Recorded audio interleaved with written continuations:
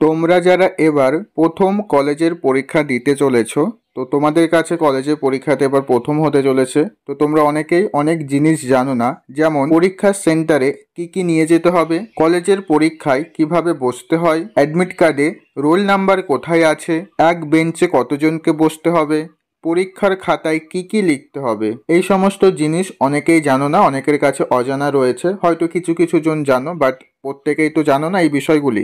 এই বিষয়গুলি নিয়েই আমি আজকের এই ভিডিওতে আলোচনা করব।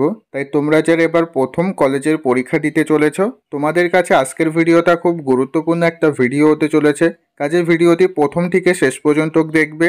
ভিডিওটি ভালো লাগলে ভিডিওতে অবশ্যই একটি লাইক করে দেবে, এবং তোমাদের যদি এই বিষয়গুলি ছাড়াও কোনো কিছু জানার থাকে অবশ্যই ভিডিওতে কমেন্ট করবে, আমি তার রিপ্লাই খুব শীঘ্রই দিয়ে দেবো। ওকে, আর আজকের ভিডিওটা তুমি অবশ্যই তোমার বন্ধুদের মধ্যেও শেয়ার করে দেবে, যাতে তারাও এই বিষয়গুলি জেনে যেতে পারে। তাহলে চলো ভিডিওর মেন বিষয়ে আসা যাক। তো ফার্স্টে তোমাদের বলবো যে তোমাদের পরীক্ষার সেন্টারে কি কি নিয়ে যেতে হবে। তো দেখো, পরীক্ষার সেন্টারে তোমাদের কি কি নিয়ে যেতে হবে আমি তোমাদের পরপর সমস্ত কিছুই বলে দিচ্ছি। তো প্রথমত তোমাদের নিয়ে যেতে হবে, তোমরা যেটা অনলাইন থেকে অ্যাডমিট কার্ড ডাউনলোড করেছো, সেই অ্যাডমিট কার্ড সঙ্গে করে নিয়ে যেতে হবে। অ্যাডমিট কার্ড যদি কেউ না নিয়ে যায় তাহলে কিন্তু সে পরীক্ষা দিতে পারবে না, ঠিক আছে?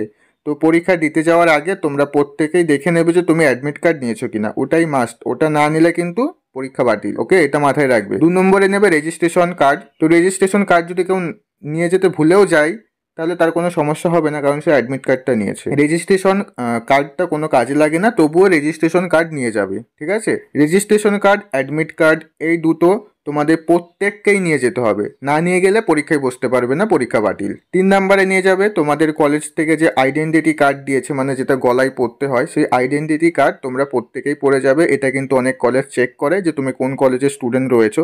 তো প্রত্যেকেই গলায় আইডেন্টিটি কার্ডটা পরে যাবে, এবং সঙ্গে করে পেন, স্কেল, জলের বোতল। তো এই সমস্ত জিনিস তোমরা প্রত্যেকেই সঙ্গে করে নিয়ে যাবে। এগুলি তো আর বলতে হয় না, এগুলি তোমরা প্রত্যেকেই জানো। তো এই জিনিসগুলি তোমরা প্রত্যেকেই এক্সাম সেন্টারে নিয়ে যাবে। তো কি কি নিয়ে যেতে হবে এটা তোমাদেরকে বোঝাতে পারলাম।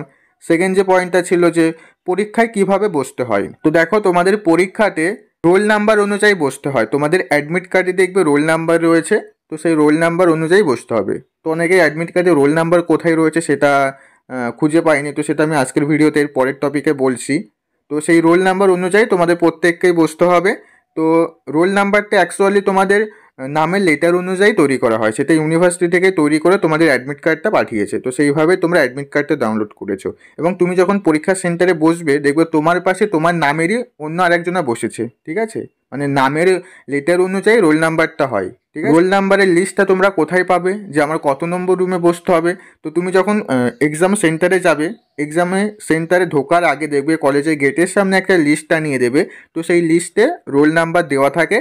রোল নাম্বার খুঁজে তোমাকে দেখতে হবে যে তোমার কত নম্বর রুমে বসতে হবে, ঠিক আছে? তা কলেজে ঢোকার আগে একটা লিস্ট টানিয়ে দেয়, এবং তোমার যেই রুমে পড়েছে সেই রুমের আগেও একটা লিস্ট টানিয়ে দেবে। তো সেই লিস্টে তুমি দেখে নেবে তোমার কত নম্বর রুমে বসতে হবে, ঠিক আছে? তো কিভাবে বসতে হবে পরীক্ষাতে আশা করছি তোমাদের প্রত্যেকেই বোঝাতে পারলাম। এই বিষয়ে কারো কোনো সমস্যা নেই। আর সেকেন্ড যে পয়েন্টটা ছিল যে অ্যাডমিট কার্ডে রোল নাম্বার কোথায় আছে, তো এটা অনেকেই খুঁজে পায়নি। তো দেখো, তোমরা অনলাইন থেকে যে অ্যাডমিট কার্ডটা বের করেছো, অনেকে কিন্তু দুটো বের করেছে। একটা বের করেছে এক্সামিনেশন ফর্ম, সেটা কোনো কাজের নয়। সেকেন্ড যেটা আছে সেটা হচ্ছে অ্যাডমিট কার্ড। স্ক্রিনের উপর যেটা দেখছো এটা অ্যাডমিট কার্ড, এটাই তোমাদের পরীক্ষাতে নিয়ে যেতে হবে। এই অ্যাডমিট কার্ডে দেখো এখানে রোল নাম্বার লেখা রয়েছে, তার নিচে দেখো ফার্স্টে রয়েছে রোল, সেকেন্ডে রয়েছে নাম্বার। রোল যেটা আছে সেটা প্রত্যেকেরই এক, নাম্বার যেটা আছে সেই নাম্বারটাই হচ্ছে মেন। যখন তোমরা কলেজে ঢোকার আগে যে লিস্ট চেক করবে সেখানে তোমরা এই নাম্বারটাই চেক করবে, কারণ রোল প্রত্যেকেরই এক রয়েছে। নাম্বারটা চেক করবে, তাহলে তোমার খুঁজতে খুব সুবিধা হবে। তুমি যদি পুরো রোল আর নাম্বার একসঙ্গে খুঁজতে যাও তাহলে দেখবে একটু সময় লেগে যাবে। শুধু নাম্বারটা চেক করবে তাহলেই হয়ে যাবে, ঠিক আছে? তো রোল নাম্বার কোথায় আছে এটা তোমরা প্রত্যেকেই বুঝতে পেরে গেছো।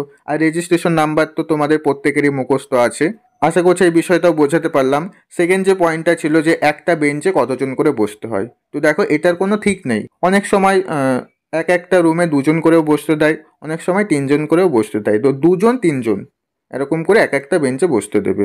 তো তারপরে আর একটা পয়েন্ট ছিল যে পরীক্ষার খাতায় কি কি লিখতে হবে। তো দেখো, পরীক্ষার খাতায় কি কি লিখতে হবে, আমার কাছে তো এখন সেই খাতাটা নেই। পরীক্ষার খাতা থাকলে আমি তোমাদেরকে দেখিয়ে দিতাম। তো আমি বলে দিচ্ছি কি কি লিখতে হয়। তো ফার্স্টে তোমাদের লিখতে হবে যে তুমি কোন পরীক্ষা দিচ্ছ, সেটা লিখতে হবে। মানে যেমন ধরো ফার্স্ট সেমিস্টারে পরীক্ষা দিচ্ছ, দিয়ে লিখবে যে BA major first semester examination 2024। তো এভাবে লিখবে প্রথমে।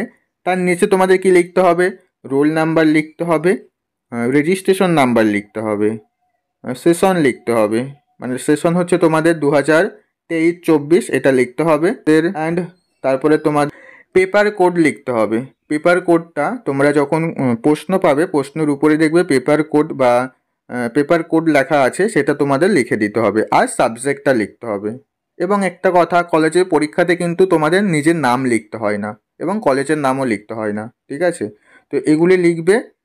এগুলি লিখলেই তোমাদের পরীক্ষার খাতা লেখা কমপ্লিট। তারপরে তুমি প্রশ্ন দেখে তোমার উত্তরটা লেখা শুরু করবে।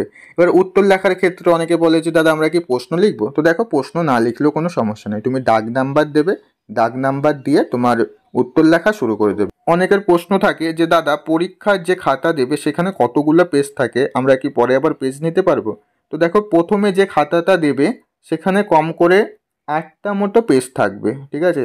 8টা পেজের মধ্যেই পরীক্ষা মোটামুটি সবার কমপ্লিট হয়ে যায়। তো যাদের পেজ লাগে তো তারা এক্সট্রা নিতে পারে, সেটা নিয়ে কোনো সমস্যা নেই। ওকে, তো এই ছিল তোমাদের পরীক্ষা দিতে যাওয়ার সমস্ত বিষয়। আশা করছি প্রত্যেককেই বোঝাতে পারলাম। এর পরেও যদি তোমাদের কোনো প্রশ্ন থেকে থাকে অবশ্যই ভিডিওর কমেন্টে জানিও, আমি তার উত্তর দিয়ে দেবো। তো আজকের ভিডিও এই পর্যন্ত, আবার দেখা হচ্ছে পরবর্তী ভিডিওতে। তোমরা সবাই ভালো থেকো।